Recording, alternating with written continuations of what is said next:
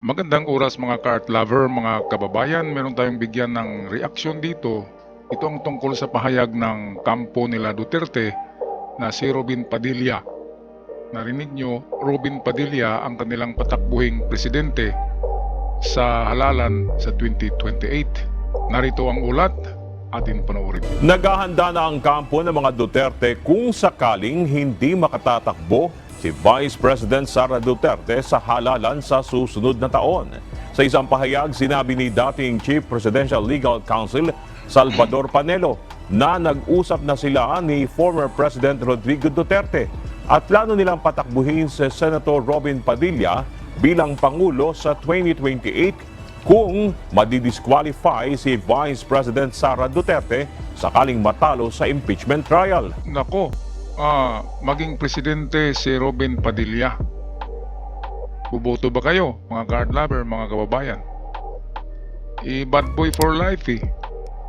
Number 1 na senator yan noong unang kandidato niyan kasi napakasikat. Alam nyo na ang masa ay mahilig sa mga bad boy. Diba? Pero hindi kasi pa-bad boyan ang pagiging presidente. Ang pagiging presidente ay kaya mong humarap sa iba't ibang presidente sa iba't ibang bansa. At kaya mong humarap sa mga summit meeting ng Asian Summit, G7 Summit ng Europe, at kaya mong makipagkwentuhan, makipagtalakayan ng English, purong English katulad ni PBBM na napakagaling magsalita, walang kodigo, diretsong magsalita dahil matagal na nag-aaral sa Europa. Robin Padilla, magtagalog ba siya doon? Sa summit, sa Asian Summit, sa G7 Summit, sa European Summit, siya ba ay magtatagalog? Nako, isipin nyo mga kababayan. Okay lang yan si Robin Padilla sa Congress, sa Senate. Pero ang pagiging presidente, yan na kasi ang magdala ng ating bansa. Kailangan na diyan ang may utak. Kaya nga hindi nanalo si Manny Pacquiao eh. Kasi kulang ng edukasyon si Manny Pacquiao. Pero kung Manny Pacquiao versus Robin Padilla, kay Manny Pacquiao na ako boto. Kasi si Manny Pacquiao tanyag sa buong mundo eh. Andin marunong na rin mag-English kasi palaging English yung coach niya si Freddie Roach. Kaya kung sa dalawa, Manny Pacquiao at Robin Padilla, kay Manny na ako. Kasi sikat na sikat. At nirerespeto yan sa ibang bansa. Si Manny Pacquiao, sa atin lang hindi. Robin Padilla, dito lang yan sumikat sa local cinema eh. Manny Pacquiao, sikat sa lahat ng endorsement ng sports apparel sa labas ng bansa, sa Amerika, sa Japan, kung saan-saan. Kaya sa ganyang level, Manny Pacquiao, Robin Padilla, kay Manny na ako. Milyonaryo pa, bilyonaryo pa, di ba? At nag-aral yan, natapos na yan ang kanyang kurso. At dahil sa street smart, yung talino ni Manny ay pangkalye, ayan, di sa bakbakan siya naging milyonaryo sa boxing. Robin Padilla, acting lang eh. Aktor, hindi totoo, acting lang. Kay Manny Pacquiao ay talagang totohanang boxing. Kay Robin Padilla ay acting na bad boy. Wala tayong makukuha. Walang nagawang batas si Robin Padilla sa Senado. Ang tagal-tagal niya na diyan. At nasasayang ang ating pera na binabayad sa senador na yan. Yan ang katotohanan. At bakit nila patakbuhin? Ay nako. Dapat pumili sila ng iba, yung medyo matalino naman. Wag lang yung si Robin Padilla. Okay, patuloy tayo sa balita. Tiwala si Panelo na malaki ang tsansa na manalo ni Senator Padilla kung itong ipapalit nila kay BP Sara. Anya, nakausap na niya si Senator Padilla tungkol dito at speechless umano ang senador sa plano ng kanyang partido. Speechless eh. Robin Padilla raw, pro-president. Ato, si Mike Abe. Dating host ito ng Isiminay at magaling ito magkomento.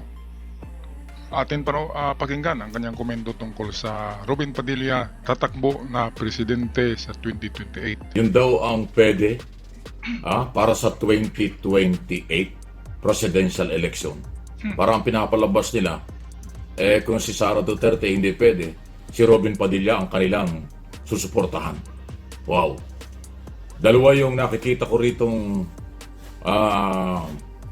dahilan nila siguro. Una, baka ramdam na ng mga Duterte supporters na si Sara talaga ay maraming kasong kinakaharap, lalo na yung kanyang problema sa impeachment. Dalawa yung nakapile sa Kongreso at yun nga po pinag-uusapan ngayon kung gagalaw ba o hindi. Pangalawa, dito ay lutang na lutang ang makasarili na mga programa at intensong makabalik sa gobyerno ang mga Duterte followers at supporters. Tama, Alam niyo tama. kung bakit? Kasi nakatingin na sila sa kasikatan ng isang tao. Pasintabi na hindi sila nakatingin sa kakayanan. Talino. Malinaw yun? Di ba? Akin lang pong opinion ito. Kasi si Robin Padilla, para sa aking opinion, ang kanya lang ay kasikatan. Dahil talagang sikat na sikat siya. Aktor yan bago naging politician. Ngayon, kung ikukumpara natin itong 2 taon at kalahati, patungo na sa 3 taon na pagiging senador, o ano bang ginawa niya? Wala. Di ba sabi nga ng mga bumuto sa kanya, nagsisisi na sila. So, Nabudol. yun po yung ina-justify ko lang. Gusto lang nila ay manalo. Bahala na pag nanalo. Ang tingin nila, posibleng manalo. Dahil sikat. Hindi sila nakatingin, ito ang dapat manalo dahil may sapat na kakayanan at kaalaman. Ang Ayan. tinutukoy natin ay Padilla. Di ba? Yung Sir Abi, yung kwalipikado na katulad ni PBBM na maraming pinag-aralan. Hindi lang sa Pilipinas, kundi sa labas ng bansa ay mayroong mga hinawakang degree. Di ba? At trained na trained si PBBM sa pamamahala noong ano pa siya, teenager, kasi nagiging gobernador yan sa Ilocos ng teenager pa. At merong supervision ng kanyang ama kung paano gawin. Kaya magaling. Pero hindi natin alam kung sinong iaano ni PBBM patakbuhin as president. Sana ay meron pang isang PBBM, di ba? 6 years lang kasi ang termino Kaya dapat meron siyang katulad ng kanyang talino. Yun ang patakbuhin niya kasi kailangan na talaga ng matalino, hindi bobo na presidente. Kasi baka mabudol naman tayo ulit ng China, ay talagang mabinta na sa China lahat ng isla sa Pilipinas. Okay, balik tayo kay Abi. Opinions. Tabi na sa mga Padilla, talagang pagdating sa kasikatan, ay talagang sikat sila. Kaya nga siya naging number 1 senador sa nung nakaraang mga eleksyon. Kasi, sikat na sikat yan. Marami siyang napaniwala na yung kanyang kasikatan, ganun din katindi ang kanyang kaalaman pagdating sa paggawa ng batas bilang mamabatas. Pero malayo pong nangyari. Hindi ba? So, again, Robin Padilla, senador, walang personalan. Issue lang mo ito dahil kung ayaw mo rin itong mga proposal ng mga DDS, dapat nagsasalita ka rin, Hop, sandali. Dapat. Senador lang ako at saka artista ako. Baka huwag niyo akong isubo dyan, hindi ko kaya yung trabaho niya. Dapat aminin mo na. Oo. Pero mukhang hindi naman dahil mukhang kontento ka. Ayan, mukhang subukan ni Robin na maging presidente. Sus, Ginoo.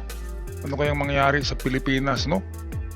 Yung mga nauna nga ay mga magagaling yun. Yung mga nauunang presidente, may mga record yun na maganda. Si Robin pa na yung pagpahaba lang ng bigote niya ang inaatupag. At saka yung buhok niya na hindi man lang pinagupitan. Grabe. Pagdating yan sa summit meeting ng ASEAN, summit meeting sa mga presidente, ano na lang ang tingin ng mga presidente sa presidente natin? Masahol pa sa drug lord na purmahan Bad boy. Dapat congressman ka na o senador ka na, magpagupit ka naman at mag-ahit ka ng tao katingnan, Robin Padilla. Magpresidente ka haba-haba ng buhok mo at kabalbas mo. Grabe. Sigurado hindi ka naman ibubuto ng mga kapatid natin na Muslim. Kasi hindi ka naman talaga Muslim. Ginagamit mo lang yung mga Muslim sa political career mo sa tingin ko. Kaya kayong mga kababayan, mga ka-art lover, anong masabi niyo, Robin Padilla maging presidente? Oh, come on.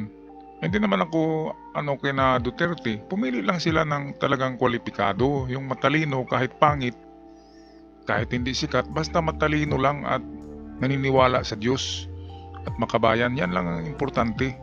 May degree holder, matalino, naniniwala sa Diyos at makabayan at tapat sa bayan at hindi kriminal. Yan lang na mga kwalifikasyon Ay naku, Robin Padilla, masasayang ang boto nyo dyan. At lalong malugmok. At siguradong magiging puppet yan eh. Ginagamit lang yan ng mga Duterte sa kasikatan niya para manalo. At kapag manalo na, ay hindi siya ang magdesisyon. Yung kanyang boss pa rin ang magdesisyon. Parang ano lang siya eh, puppet lang siya dyan. Ang importante makuha nila ang pwestong presidente para patuloy na naman ang negosyo na katulad ng mga pugo at iba pa. Alright, so ako'y magpaalam na. Maraming salamat. Mike Abi Opinions. Kudos sa inyo at sa UNTV. At hanggang sa muli, huwag kalimutan mag-subscribe sa channel kung nais nyo ang mga ganitong videos. Paalam at maraming salamat.